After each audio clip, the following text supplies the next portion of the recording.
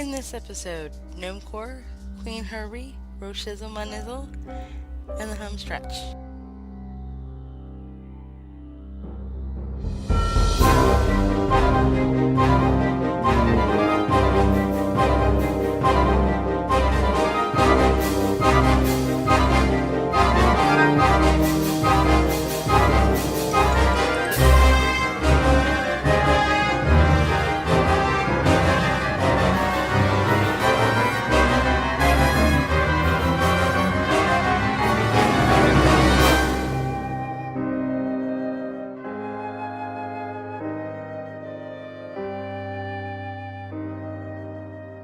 As stated the last 3 episodes, this podcast is still looking for a permanent co-host. If you're interested in being a permanent host, a guest host for an episode or two, or just participate in the community spotlights, please feel free to tweet me at Zephirah_Zella or join the Discord. Links are always available in the show notes or at the end of every blog post. Also, again, just as a reminder for the listeners in Discord, I have a very, very loud music bot, and I've been testing a few things out, so I'm transitioning from rhythm possibly into groovy, so if you see any of those bots in the channel with us, right click on the username, turn it down to about 10% or whatever volume is comfortable for you. So this week's featured blog of the week is Gnomecore. Actually, kind of funny, because Dalaran University graduate of 2018, I may have a crush on your gnome alt, so that's a thing. But this is written and maintained by Alexander, a 34-year-old from St. Petersburg, Russia, openly bisexual and semi-casual altaholic in Warcraft. Among other things, he likes traveling and playing keyboards and creating music in his fantasy folk metal band, so check his stuff out. My post on the blog will be made available on Friday, June 8th, but if you're interested in reading his stuff now, it's gnomecore.wordpress.com. For your watch soundtrack this week, it's Queen Herbie. It was actually posted as of the day that we're recording the podcast. If you don't know, by not reading the blog post, Amy, the lead singer there, or the rapper, she was first in the band named Carmen. They released 2 albums and took a hiatus shortly thereafter in 2017. So there's a lot of R&B and hip-hop influences here. This will always be in my raid playlist, so definitely check out the blog post and watch the video in there.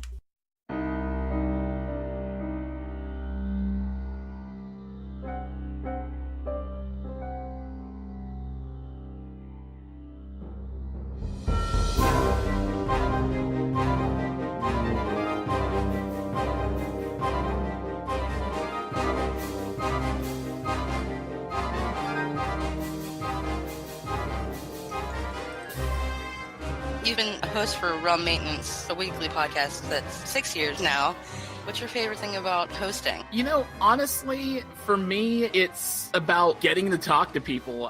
So I would have to say that it's... My life is kind of weird because in my offline job, I work in customer service as an assistant manager in a convenience store, so I interact with a lot of people. I've played MMOs for a lot of years, and in MMOs, you tend to interact with people.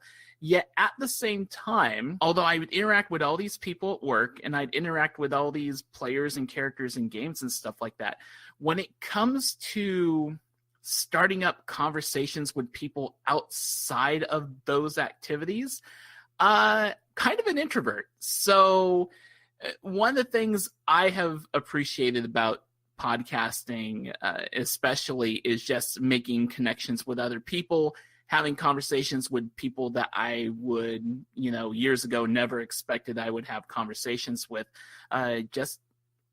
Just kind of like having conversations with friends, getting to talk to people, getting to be listened. I mean, for some people that may seem like it's a very simple answer or a non-answer, but for some of us, coming out of your shell and then reaching out and engaging in that kind of conversation, it can be a little intimidating sometimes. And even after almost 6 years, it can still sometimes be intimidating, especially, starting a conversation with someone who I haven't really talked to much before. I mean, I'm just before we started recording this podcast, you had mentioned that you were a little bit nervous and stuff like that. Little surprise here. Anytime I talk to someone new on a podcast, whether it's on their show or a new person on my show, I'm always going to be a little bit nervous about it. I'm a little bit nervous about talking right now. But I think the nervousness is also a good thing, because I have often been told, and I agree with this, is that if you are nervous about doing something, it is an indication that you care about it. Absolutely. And geez, the butterflies can get to you.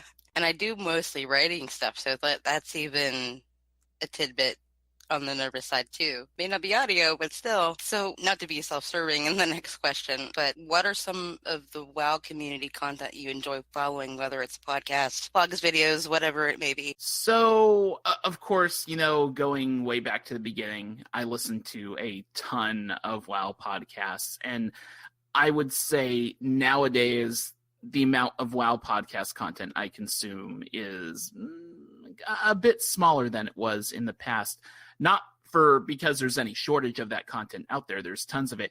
I just have more games that I give my attention to, more things I love, less time to love everything. So, but that being said, there are podcasts I listen to on a weekly basis with World of Warcraft, ones that come up to mind really easily and quickly.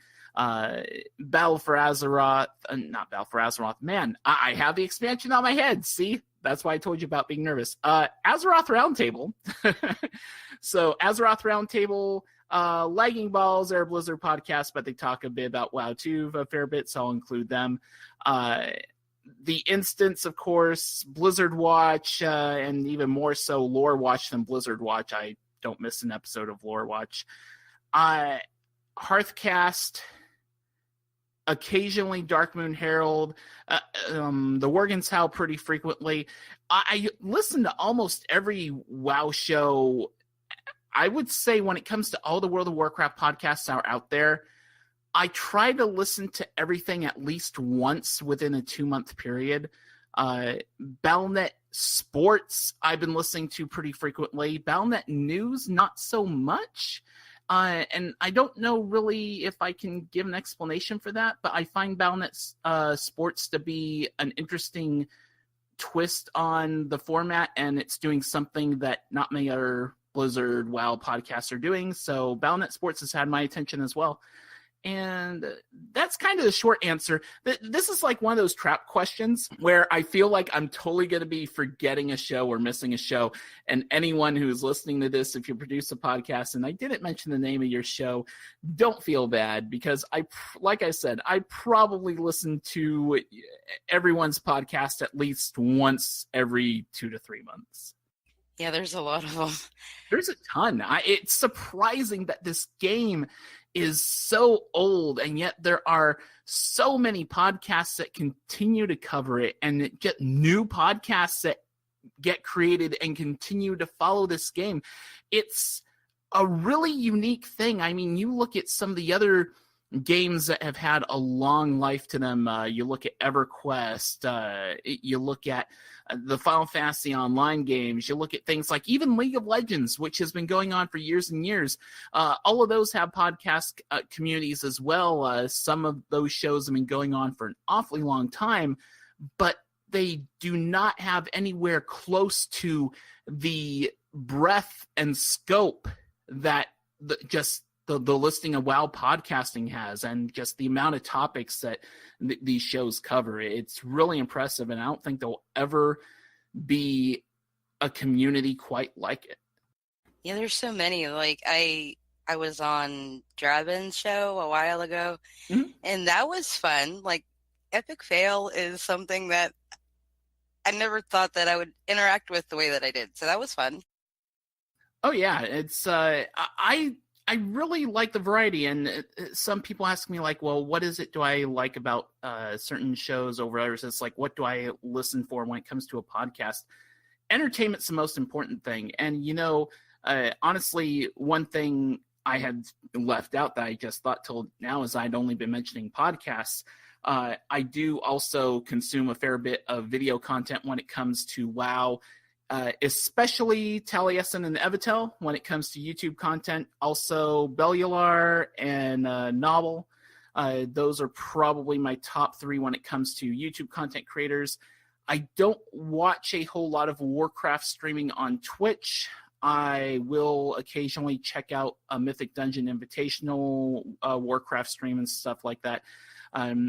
I'm somewhat disconnected from the Twitch streaming community, although I'm aware of like the main players involved in them. Like I'm aware of Towley, and I'm aware of Bajira and Warcraft Gen and Trade Chat and a number of others in the streaming community. I just don't watch their streams all that often. Yeah, Bellular does a lot. Like I think he did one time, was it 4 videos in a day?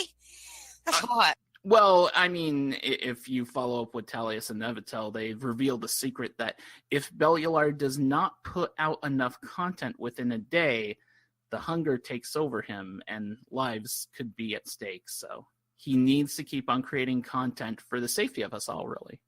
I blame the Fel. I mean, we don't know if this is a form of fell corruption that's taken over Bellular or not. As a warlock, I can neither confirm nor deny that, but no, Bellular's a great guy. He puts out good stuff, and it's interesting seeing how his content and the way he's approached WoW videos has evolved over time. Well, I know as the head gnome of the Shadow Priest, I don't claim it.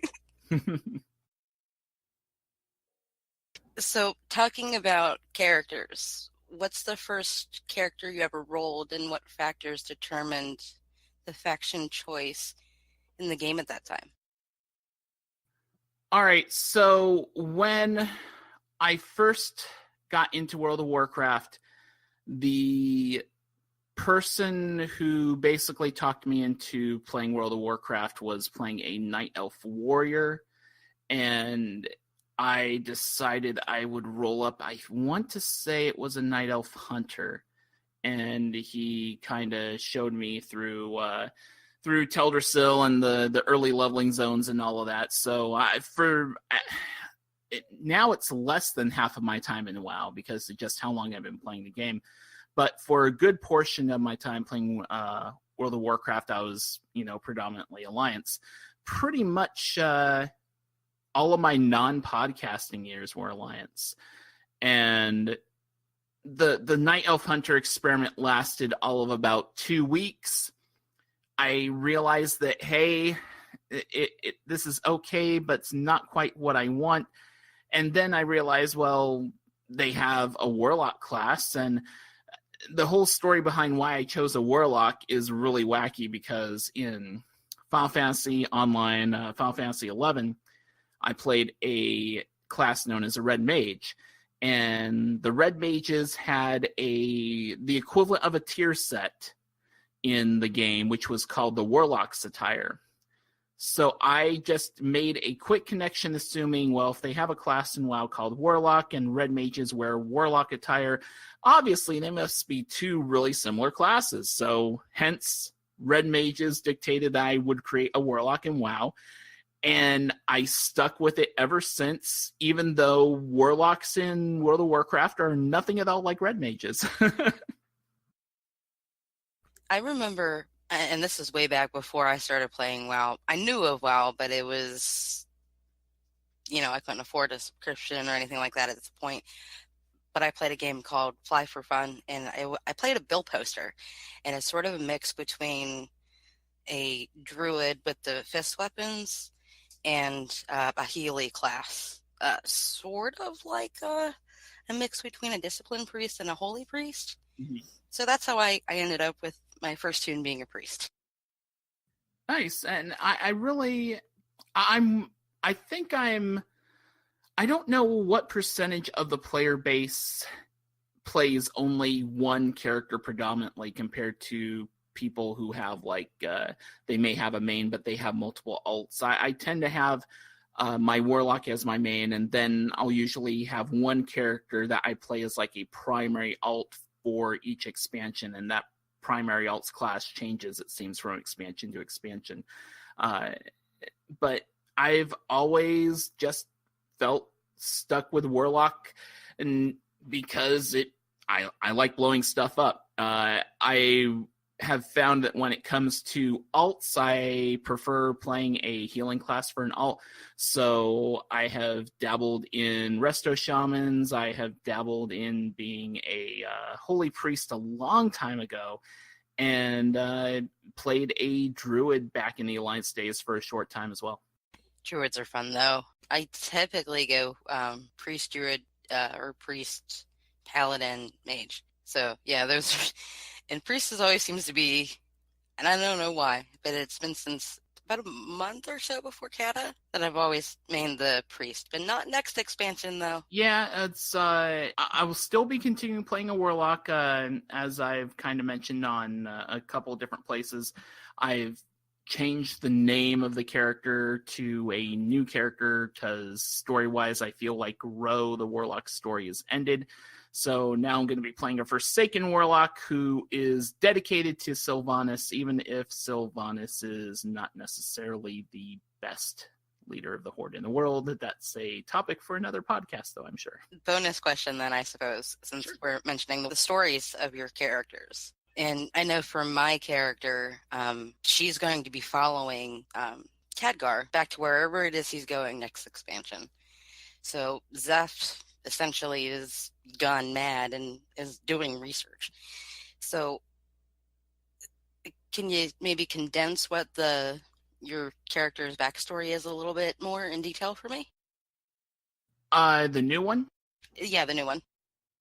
So the new one's backstory is that he was a citizen of Lordaeron who fell when Arthas took over Lordaeron as the Lich King.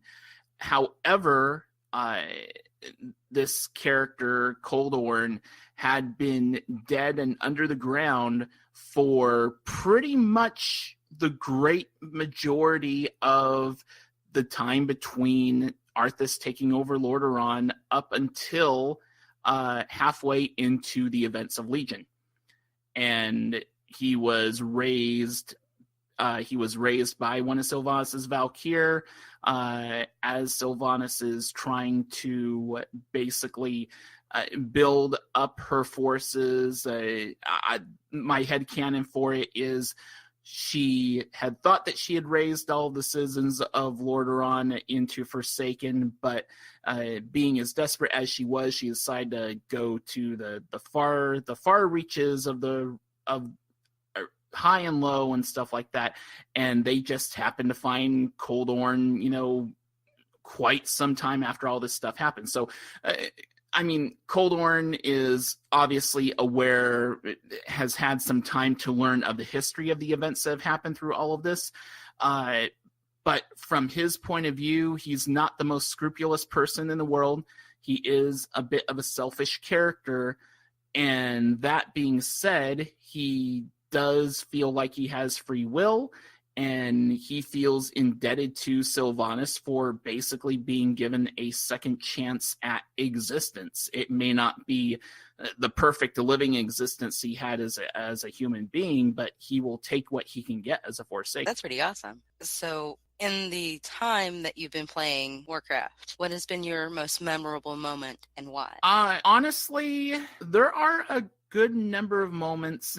Are you referring to specifically game related? Because I would say that there's a number of moments surrounding. There are moments I've had that Warcraft basically made responsible if you consider interacting with community and stuff like that, BlizzCon and such. So, and there are a lot of moments at BlizzCon that I would say rate high up there. But if I were to answer it from an in-game point of view, I would have to say it was when my warlock finally completed the quest line for Terracosa for the legendary staff in the Firelands, all the way back in Cataclysm. And the funny thing about that day is, for the longest time, and this was when my character was still an Alliance character, this was before the switch over to AIE and Earth and Ring, for the longest time, my Warlock's character's name was not All-Ro, but Ro Nizzle. Not Nizzle like Nizzle, and it wasn't meant to be like for shizzle, ronizzle, or anything like that. But the Nyzul part, Nyzul, was a name taken from something in Final Fantasy Online. I bring this up because on the same day that I got the legendary staff, I finally had the opportunity to change my character's name from that to just plain Ro, because the Ro name had freed up right on that day. So it felt like a day where not only had I achieved, finishing this great epic quest line with friends and stuff like that, but my character's identity finally became what I wanted it to be the whole time. So I'd say that was a pretty good in-game moment. But like I said, the even better moments, that Warcraft moments, would have to deal with just all the meetings and interactions I've had with people, primarily eventually in real life, through the opportunities I've had to visit these people every November for the past few years in Anaheim. Yeah, I haven't had a chance to go to BlizzCon yet. I hope one day I'll get there, because there's so many people that I've just came across in game that I'm like, I need to give you a hug. Every single one of you. Come here. Hug now, please, if you want. There are so many hugs given out at BlizzCon. I highly recommend that if you find Ben the Mage on the first time you go to BlizzCon, go see Ben the Mage first. He gives the best hugs.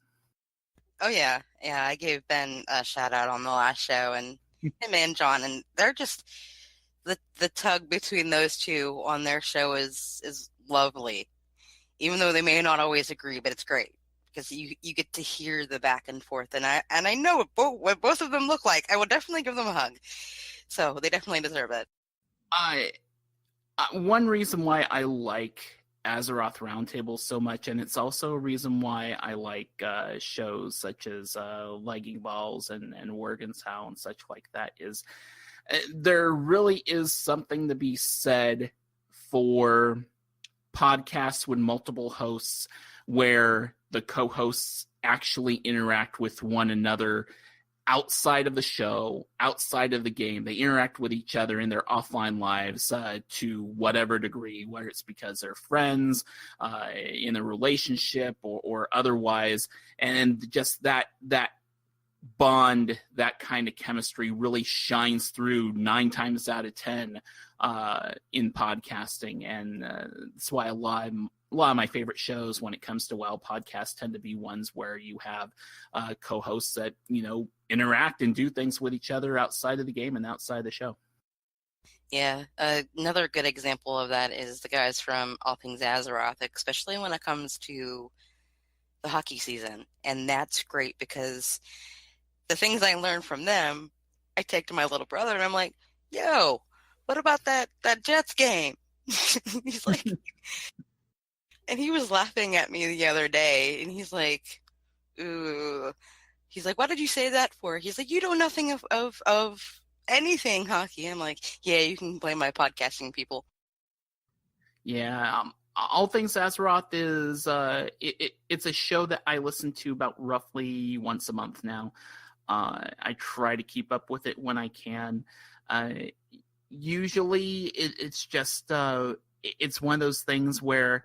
And it's not because I'm anti-Canadian, because if I was anti-Canadian, I wouldn't be listening to this on Legging Balls. But it's weird, right? Because I remember being on that show, and that show was like totally different when I was on it with Medros, and the show was totally different when Shade was doing her thing with Medros. All Things Azeroth has gone through so many changes. It feels really like it's 5 different podcasts in one when you just look at the overall history of the show.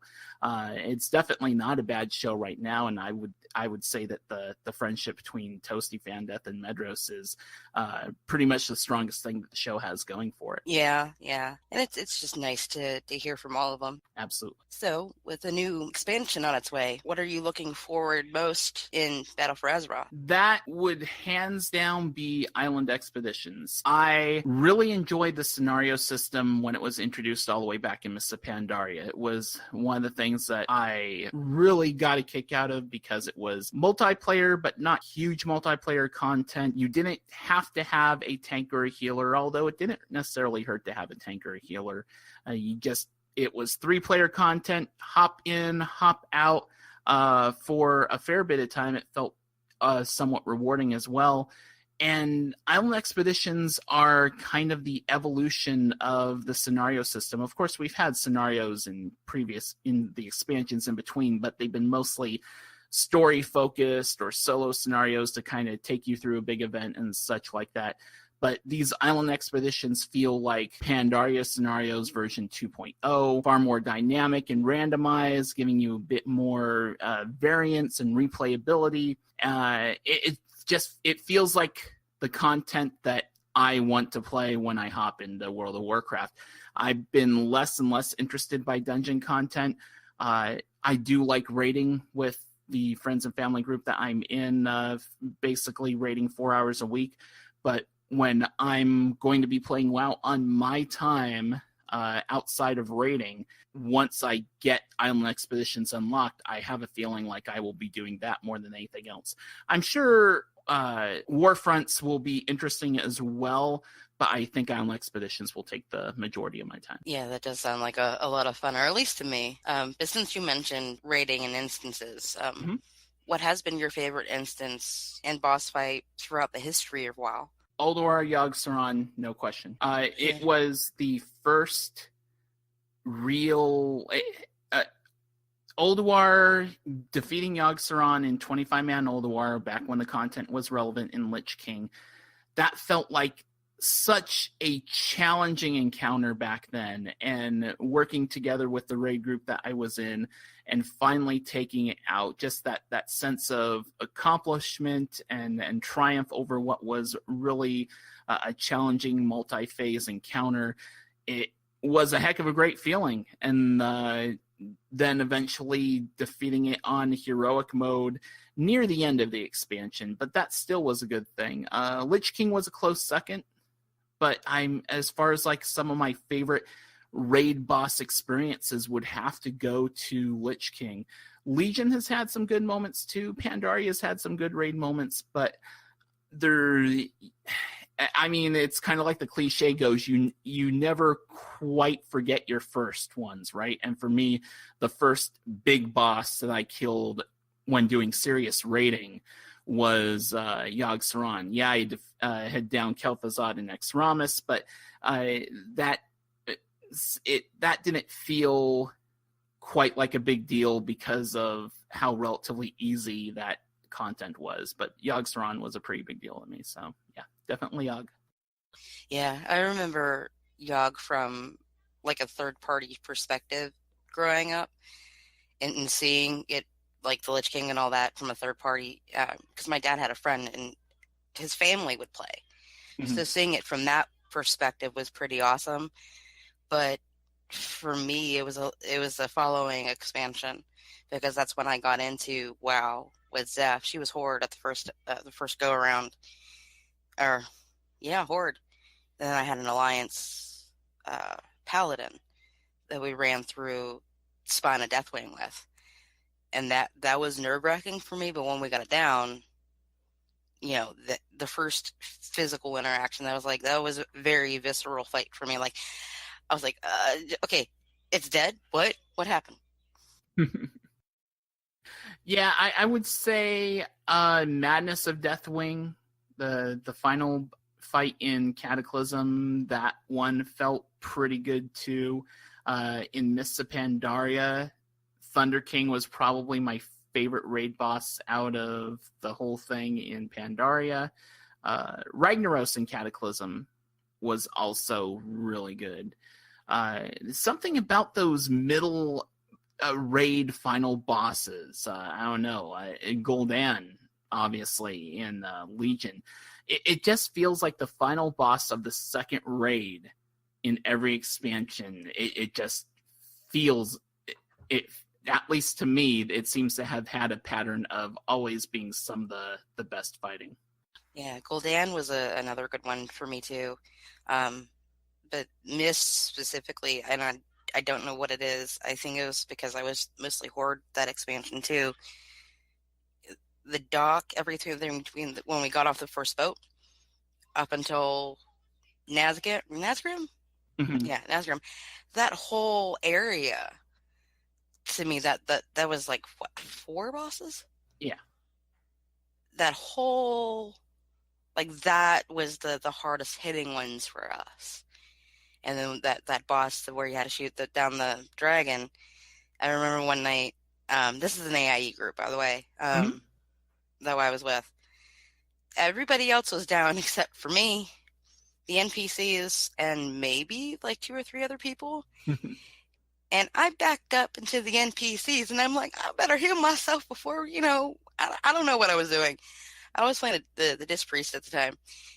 And all of a sudden, I see Varian and Jaina shoot off whatever it is they had, and the boss was dead.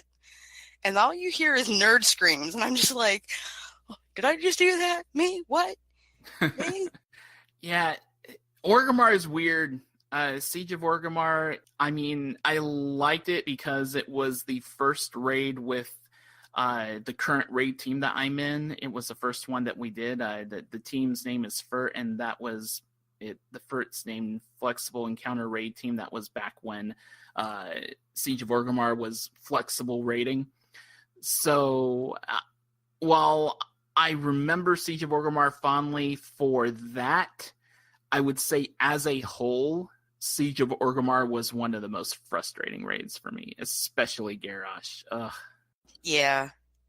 It was interesting because I knew at that point, once we got through most of Heroic, I knew that I needed a change, so I hopped on my Alliance Mage and CTR, and I'm like, yep, I'm going to be playing this next expansion. I just sort of knew it was time.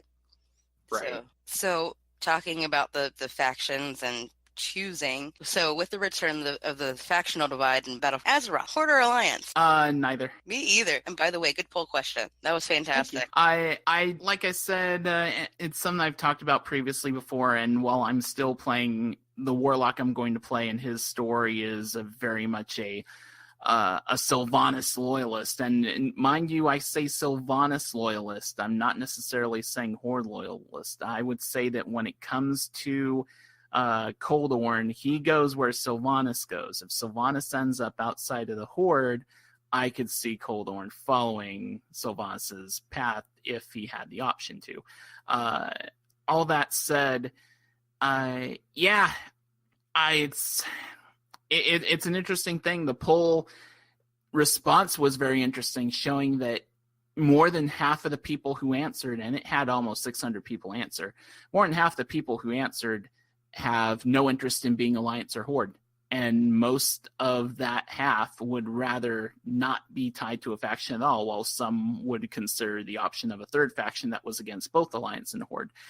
I feel like as we're getting older, and as the game is getting older, and as the story is developing, and as we've seen how many times we have been thrown against each other and then had to cooperate against a common foe, and thrown against each other, have to go against a common foe, I think that pattern's starting to wear on people. And while the Warcraft RTS days might have been orcs versus humans, and while the fantasy and the concept of that is interesting to explore to a degree, I have the feeling like a significant portion of the player base feels like this is being shoved down their throats, and they don't like the taste of it. That being said, most of us have not played Battle for Azeroth yet. And even those of us who have played on the beta have not seen it from both sides, have not played it all the way through. There's so much that we still don't know about where this story is going. But there is a lot of hesitation and concern. And just some people like, are we really doing this red versus blue thing again? At the start, we definitely are. Whether we are later on, I don't know. And that begs an interesting question. If we find out, okay, hey, it's old gods, now we have to band together against the old gods, N'Zoth and whatever, and take him out, how are people going to feel about the fact that here's another expansion where it looks like it's red versus blue, but nope, we have to band together against a common foe? then I think you're going to have a whole other section of the player base that's going to be like, oh, this trope again. So I feel bad for the creative team, because the creative team is trying their best to create an engaging story and create something that is true to the spirit of what Warcraft is. And I feel like the player base, or at least a good majority of the player base, wants Warcraft to be something that Warcraft isn't to the people who create the game. Yeah, and it's like, I understand some scuffling between the factions. Of course, it's Warcraft. That's the intent. But I also feel like my character, she's always been very into her own safety. And if anybody's familiar with Zeph's story, they understand she was a gnome, and then she became an elf via dragon, sort of like Chromie. So she's always been one of those characters where she never was really faction focused. So she's always going to find her own story, no matter the Horde or Alliance banner. Yeah. So as of right now, she's actually taking on the purple banner and being like, I'm Kieran Tor. Forget everybody else. I'm going with Dadgar. Although I don't know if Khadgar necessarily speaks for the entirety of the Kirin Tor, because, like, as far as the lore goes, it feels like the Kirin Tor at present is far closer to the Alliance than it is to the Horde. Not that it won't allow Horde interaction, but that has a really twisted history because of the events in Dalaran with the Kirin Tor and the Sun Reavers being kicked out and all that stuff. But I see what you're saying.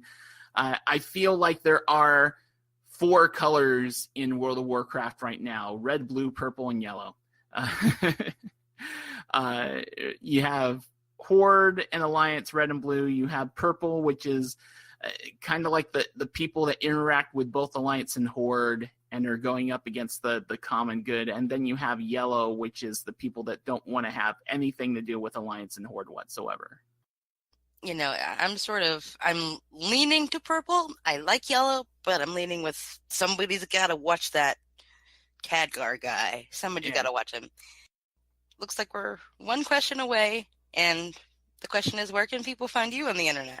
They can find me in multiple ways. One of the best ways you can find me is to go to Twitter and follow ROWOW. That's spelled RHOWOW. Probably the easiest way to keep tabs on me, what I'm doing, what I'm talking about, what I'm playing, what I'm enjoying, what I'm complaining about. You can find me on 3 different podcasts. There's the Rolling Restart, which is specifically a WoW podcast; Hearth Casual, which is a Hearthstone podcast; and then the one that started it all for me, Realm Maintenance, which is a podcast that covers news and information about all Blizzard games and the podcasts that cover all of those games. You can find Realm Maintenance at realm-maintenance.com. All 3 of those shows you can pretty much find on any major podcasting app, iTunes, Stitcher, TuneIn, Google, etc., etc.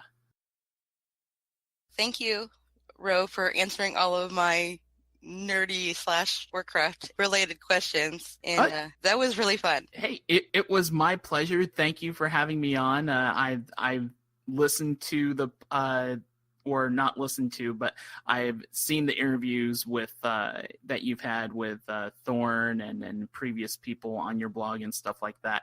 I am honored to be in such great and awesome company, and I wish you nothing but the best with this podcast. I will be keeping an eye on it, as I keep an eye on many a podcasts, and I hope that you don't give up, that you keep on making the podcast bigger and better. And I look forward to that interview with Scott Johnson in a few months. Well, he did a written one for me a little while ago. So if I can reel him in again, I definitely will do it. Maybe we need to talk to Fert. I don't know. Well, he hasn't been doing a whole lot of raiding in World of Warcraft recently, but when Battle for Azeroth gets going along, we might be able to rope him in. So, and never say never. Yeah, definitely. So you gave me an idea, and I'm going to run with it. Take it by the reins and fly. I'm going to take it by the Tauren hooves and just run with it. How about that? High Mountain Tauren or regular Tauren? Regular Tauren. Because my lovely AIE Tauren druid is not a high mountain yet. She wants to be, but not yet. I've heard that the folks on All Things Azeroth are campaigning to make High Mountain Torn an alliance race. Oh, man. That means she's got to come to CTR. That's not too bad. Hey, I figure it this way. That gives me an excuse to play an AIE that I haven't really been playing with a lot of my Horde characters, with the exception of my Tauren Paladin and, like, Boss guild over there. So, I'll be happy with the High Mountain Tauren in Horde as long as they don't get Volpera, too. Just a thought. Yeah, we'll see. I have a feeling like both factions are going to get Volpera. I hope so. So, again, thank you, everybody that's going to be listening in the future. We're from the Thanks, future folks. past. Bye. Bye.